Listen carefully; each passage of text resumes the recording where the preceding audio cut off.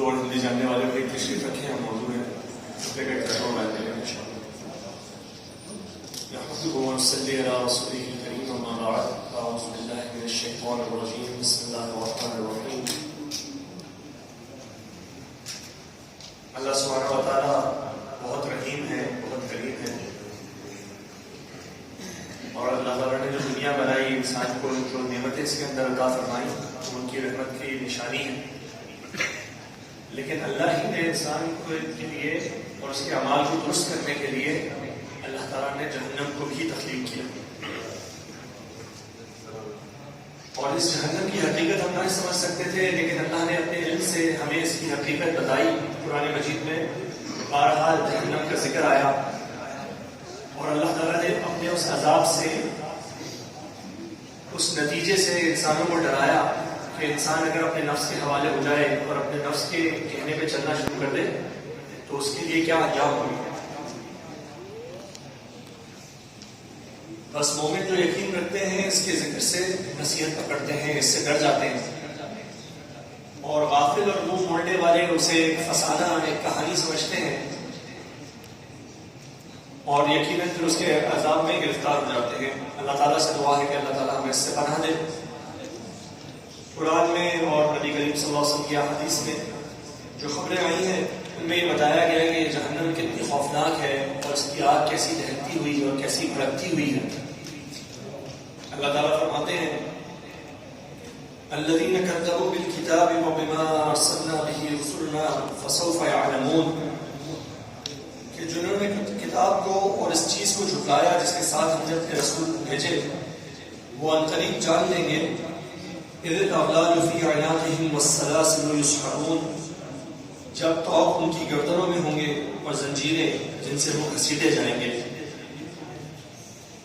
فی الحمیم ثم فی النار یسجرون، وہ کھولتے ہوئے پانی میں ہوں گے پھر آگ میں جھونکے جائیں گے.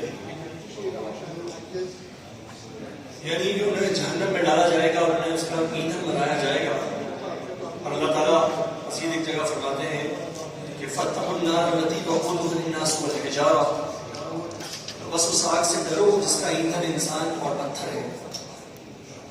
اور مزید فرمایا کہ یا ایھا الذین آمنوا قوا انفسکم واہلیکم نارا وقودها الناس والحجارہ، اے ایمان والو اپنے آپ کو اور اپنے گھر والوں کو اس آگ سے بچاؤ جس کا ایندھن انسان اور پتھر ہے. یعنی کہ ایک آگ ایسی ہے جو انسانوں کے اندر جانے سے مزید بھڑکتی ہے، مزید اس کے عذاب میں اضافہ ہوتا ہے. تو جو انسان ڈالے جا رہے ہیں وہ خود ہی ایندھن ہے اور خود ہی اس عذاب کا شکار بھی ہے. اللہ تعالیٰ نے انسان سے محفوظ فرمائے. اور اللہ تعالیٰ اس آگ کی کیفیت بیان کرتے ہوئے فرماتے ہیں اذا الجحیم سعرت، کہ جب جہنم کو بھڑکا دیا جائے گا. یہ آگ ہوگی لیکن مزید بھڑکائی جا رہی ہوگی مسلسل، اور انسان اس میں گر رہے ہوں گے اور وہ اس کا ایندھن بن رہے ہوں گے. تو یہ ایک ایسی خوفناک چیز ہے جس سے ہمیں ڈرایا گیا ہے اور ہمیں ڈرنا چاہیے. دنیا کی آگ جو بالکل اس کے مقابلے میں بہت آسان سی چیز ہے، ہمیں کتنی مشکل لگتی ہے. تو اللہ تعالیٰ بارہا ہمیں اس آخرت کے عذاب سے ڈراتے ہیں. اللہ فرماتے ہیں کہ اب تم میں سے جو نیک عمل کرے گا، اللہ تعالیٰ تو رحمت ہے، اللہ تعالیٰ رحیم ہے، کریم ہے، لیکن انسان کے اعمال اس کو اگر اس جہنم کے قابل بنا دیں گے تو وہ پھر جہنم میں ہی جائے گا. اللہ فرماتے ہیں فریق فی الجنت و فریق فی السعیر، ایک گروہ جنت میں ہوگا اور ایک گروہ بھڑکتی ہوئی آگ میں ہوگا. یہ فیصلہ ہم نے کرنا ہے کہ ہم اپنے اعمال کس جگہ والے بناتے ہیں. ہم تو اعمال ہی کر سکتے ہیں، اللہ تعالیٰ کی رحمت ہی ہے جو جنت اور جہنم کا فیصلہ کرے گی. لیکن ہم اپنے اعمال تو اللہ تعالیٰ کے حکم کے مطابق کر لیں تو اللہ سے امید یہ ہے کہ اللہ تعالیٰ ہمیں بھی جنت والا کر دے گا اور جہنم سے بچا لے گا. اللہ تعالیٰ فرماتے ہیں وَكَفَى بِجَهَنَّمَ سَعِيرًا، اور جہنم بھڑکتی ہوئی آگ کے طور پر کافی ہے.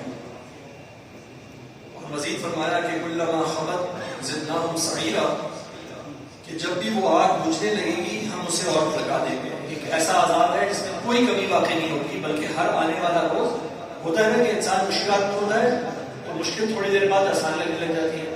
اللہ تعالیٰ کہتے ہیں ایسا نہیں ہوگا. جب یہ آگ کا عذاب کم ہوگا ہم اسے مزید بھڑکا دیں گے. پھر کبھی کوئی اگر ویسے تو اس عذاب کے اوپر کوئی ایسا ہو ہی نہیں سکتا جو اس کا عادی ہو جائے. لیکن اگر کوئی تھوڑی بہت بھی نرمی آنے لگی اس میں تو مزید اللہ تعالیٰ اس کو بڑھا دیں گے. یعنی کہ وہ آگ جب انہیں جلائے گی تو انہیں دوبارہ پیدا کیا جائے گا, پھر وہ آگ کا دوبارہ سے عذاب کا مزہ چکھیں گے اور یہ عذاب مسلسل جاری رہے گا. اللہ تعالیٰ نے اپنے بندوں کو اس عذاب سے, اس بھڑکتی ہوئی آگ سے ڈرایا ہے تاکہ وہ گناہوں سے بچیں, اللہ کی نافرمانی سے بچیں اور خاص طور پہ کفر اور تکذیب سے بچیں, اللہ تعالیٰ کے انکار سے, قیامت کے انکار سے, انبیاء کے انکار سے. اللہ تعالیٰ فرماتے ہیں بل کذبوا بالساعۃ, بلکہ انہوں نے قیامت کو جھٹلا دیا. وَأَعْتَدْنَا لِمَنْ كَذَّبَ بِالسَّاعَةِ سَعِيرًا, اور ہم نے قیامت کو جھٹلانے والوں کے لیے بھڑکتی ہوئی آگ تیار کر رکھی ہے. اب قیامت کو جھٹلانا کیا ہے؟ ایک تو وہ ہے جو کافر ہیں, جو قیامت کو مسلسل جھٹلا ہی دیتے ہیں, کہتے ہیں ہوگی نہیں. لیکن ایسے بھی لوگ ہیں جو قیامت کا اقرار تو کرتے ہیں, مانتے ہیں کہ قیامت ہوگی, لیکن اس کے لیے تیاری نہیں کرتے, اس کے لیے نیک اعمال کی تیاری نہیں ہوتی, اس کے لیے گناہوں سے بچنا نہیں ہوتا. تو عملاً تو یہ قیامت کا انکار ہے. ہم اپنے زبان سے اقرار کرتے ہوں اور دل سے اور اپنے ہاتھوں سے اور اپنے ایکشن سے اس کا انکار کر رہے ہوں. اللہ تعالیٰ کہتے ہیں انکار کرنے والوں کے لیے وہ آگ تیار ہے. اور اللہ تعالیٰ فرماتے ہیں کہ ان اللہ لعن الکافرین واعد لهم سعیرا, اور بے شک اللہ نے کافروں پر لعنت کی ہے اور ان کے لیے بھڑکتی ہوئی آگ تیار کر کے رکھی ہے.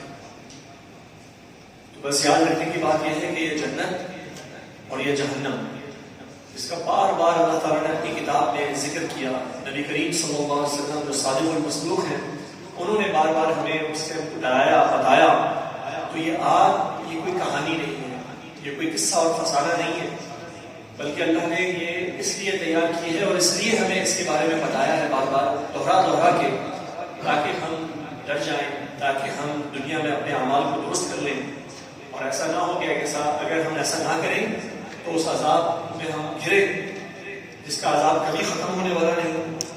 تو ہمیں پوچھنا چاہیے اپنے آپ سے کہ کیا ہم اس دن کے لیے تیار ہیں, حساب و کتاب کے دن کے لیے. کیا ہم نے اپنے اعمال کو اس مطابق کیا ہے کہ ہم جنتوں والے بن جائیں گے؟ ہمیں خواہش تو ہے. کیا ہم واقعی جہنم سے ڈرتے ہیں اور اپنے اعمال کو جہنم سے ڈرنے والوں کا والا اعمال بنا کے رکھیں؟ ابھی ہمارے پاس توبہ کا دروازہ کھلا ہے, ابھی اللہ تعالیٰ نے ہمیں مہلت دی ہوئی ہے. ہم سب کو چاہیے کہ اللہ تعالیٰ سے توبہ کریں. اللہم اجرنا من النار, اے اللہ ہمیں آگ کے عذاب سے بچا لیجیے. وصلی اللہ تعالی علی خیر خلقہ محمد وآلہ وصحبہ اجمعین برحمتک یا ارحم الراحمین. جزاکم اللہ خیر و احسن.